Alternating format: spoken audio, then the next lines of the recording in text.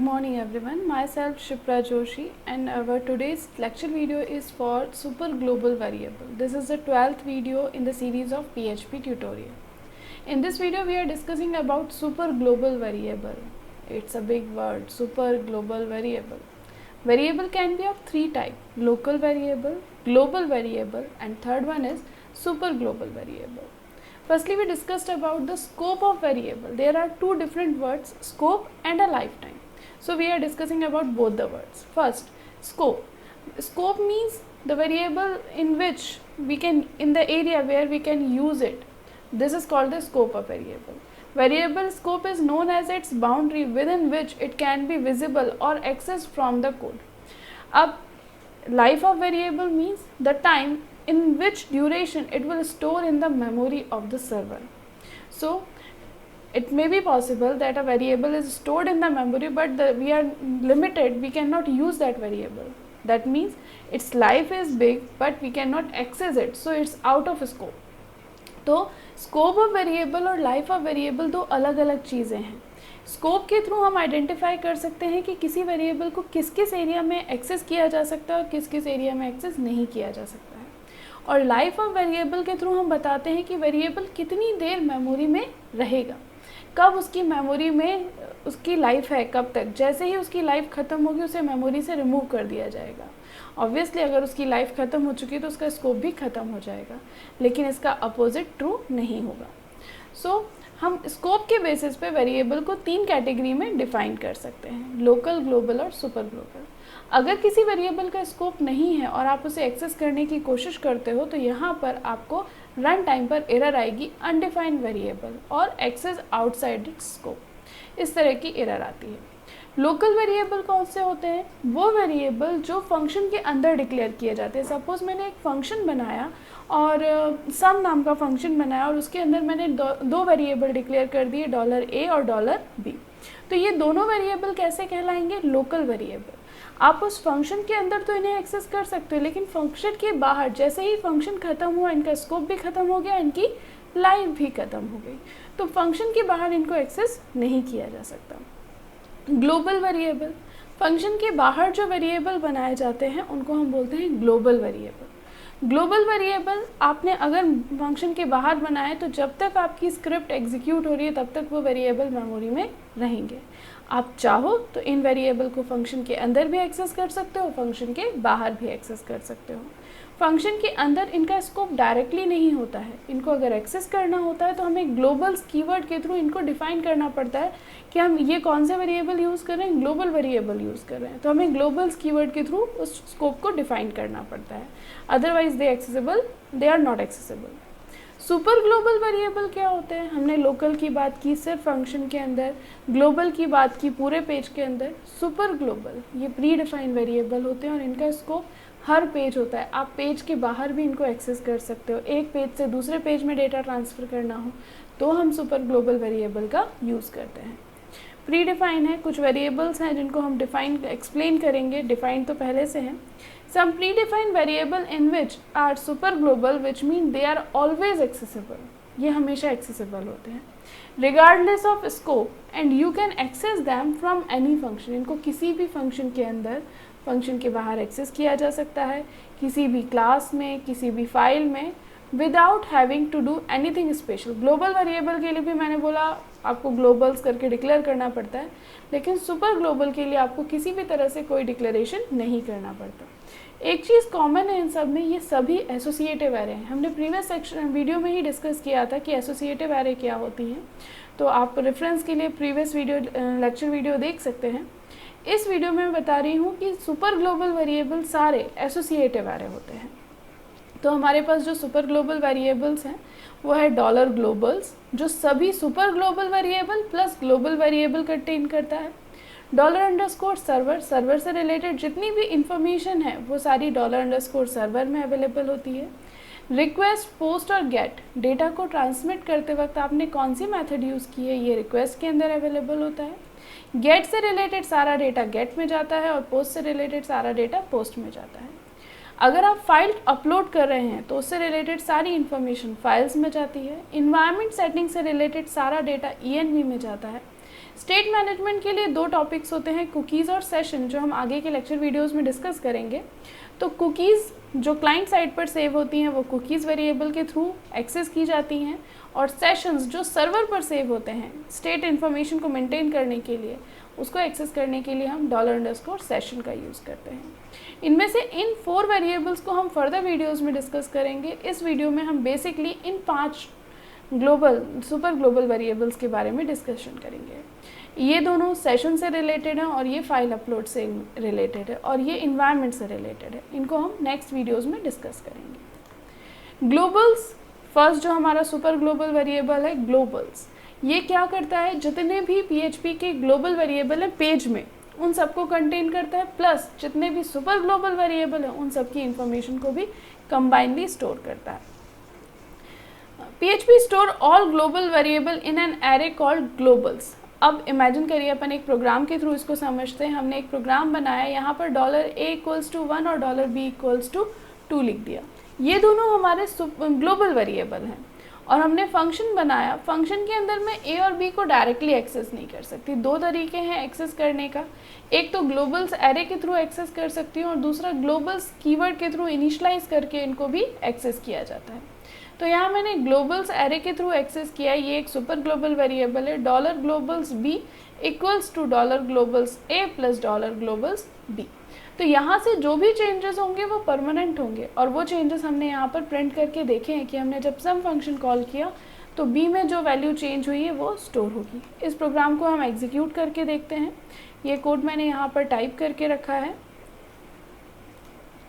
इस प्रोग्राम को रन करते हैं। कॉपी फाइल पाथ, पेस्ट,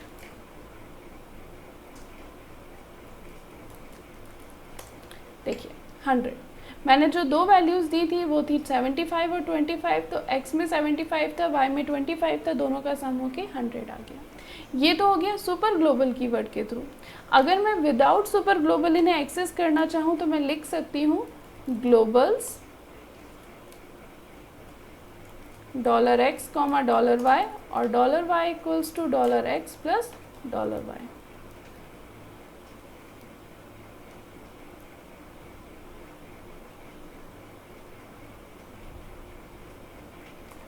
एक यहाँ z वेरिएबल लिया है, $z = 0। हम ऐसे भी कर सकते हैं।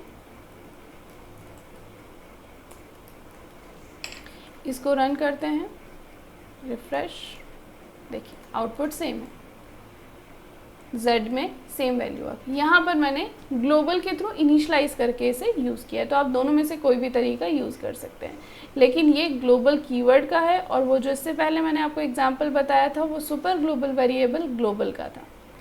नेक्स्ट हमारा टॉपिक है सर्वर। $_server एक एरे है जिसमें सर्वर से रिलेटेड इन्फॉर्मेशन हेडर के फॉर्म, सर्वर से रिलेटेड इन्फॉर्मेशन स्टोर होती है, जैसे हेडर क्या है, पाथ क्या है, स्क्रिप्ट लोकेशन क्या है, हम कौन सा कोड रन कर रहे हैं। ये सारी एंट्रीज हम वेब सर्वर ऑटोमेटिकली क्रिएट करता है। There is no guarantee that every web server will provide any of these. ज़रूरी नहीं है कि हर सर्वर सेम एंट्रीज प्रोवाइड करे। कुछ एंट्रीज हमारे ब्राउज़र ओमिट कर देते हैं, इसीलिए इसमें थोड़े बहुत चेंजेस होते हैं। तो इसको मैं इसकी इन्फॉर्मेशन को प्रिंट करने के लिए मैं नेक्स्ट कोड बता रही हूँ। जैसे यहाँ पर इन्होंने PHP सेल्फ क्या करेगा, जो स्क्रिप्ट रन हो रही है उसका नाम रिटर्न करेगा, server_name सर्वर का नाम रिटर्न करेगा, HTTP होस्ट का नाम, HTTP रेफरर का नाम शो करना है, यूज़र एजेंट मतलब आप कौन सा ब्राउज़र यूज़ कर रहे हैं वो प्रिंट करना है, स्क्रिप्ट का नाम, आपके पेज का नाम प्रिंट करना है। तो ये सारी चीज़ों के थ्रू आप एक्सेस कर सकते हैं। ऐसी और भी इंफॉर्मेशन है। ये एग्जाम्पल देखिए, मैंने यहाँ पर HTTP रेफरर एजेंट हटा दिया है क्योंकि मेरा ब्राउज़र उसे सपोर्ट नहीं कर रहा है।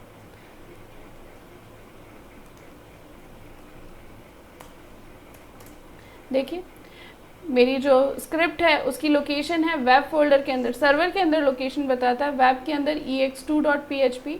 मेरा जो सर्वर है वो लोकल होस्ट है, HTTP होस्ट भी लोकल होस्ट है। जो मैंने ब्राउज़र यूज़ किया है वो क्रोम का प्रॉपर वर्जन मुझे बता रहा है। और नेक्स्ट हमारी जो PHP स्क्रिप्ट है वो भी हमारी फाइल का नाम बता रहा है। इस तरह से आप सर्वर की इंफॉर्मेशन रिट्राइव कर सकते हैं। नेक्स्ट है request variable.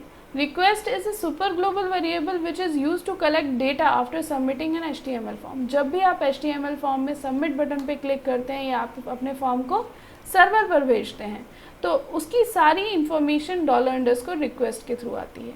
An associative array that by default contain the content of get, post and cookies.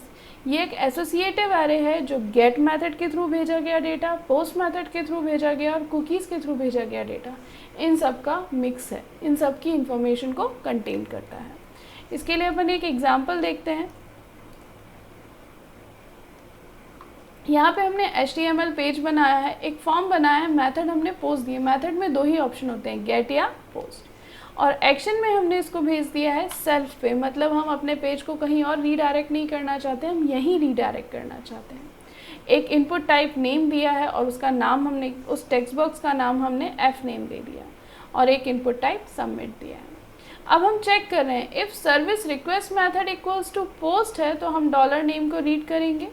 उसके बाद अगर नाम एम्प्टी है तो हम बोल देंगे नेम इज़ एम्प्टी, अदरवाइज हम नाम प्रिंट कर देंगे. इस कोड को अपन देखते हैं.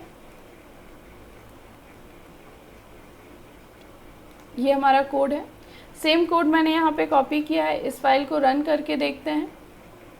देखिए EX3.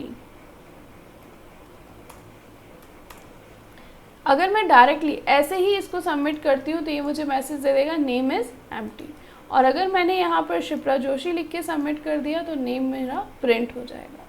यहाँ पर ये वाली सिचुएशन हम कब यूज़ करते हैं, जब हमें पता नहीं होता है कि हमने पोस्ट मेथड यूज़ की है या गेट मेथड यूज़ की है, या हमको पोस्ट और गेट पर अलग अलग काम कराना होता है तो हम ये कोड यूज़ करते हैं. For example if server request method equals to post है तो ये कोड करो, अदरवाइज़ ये कोड मत करो.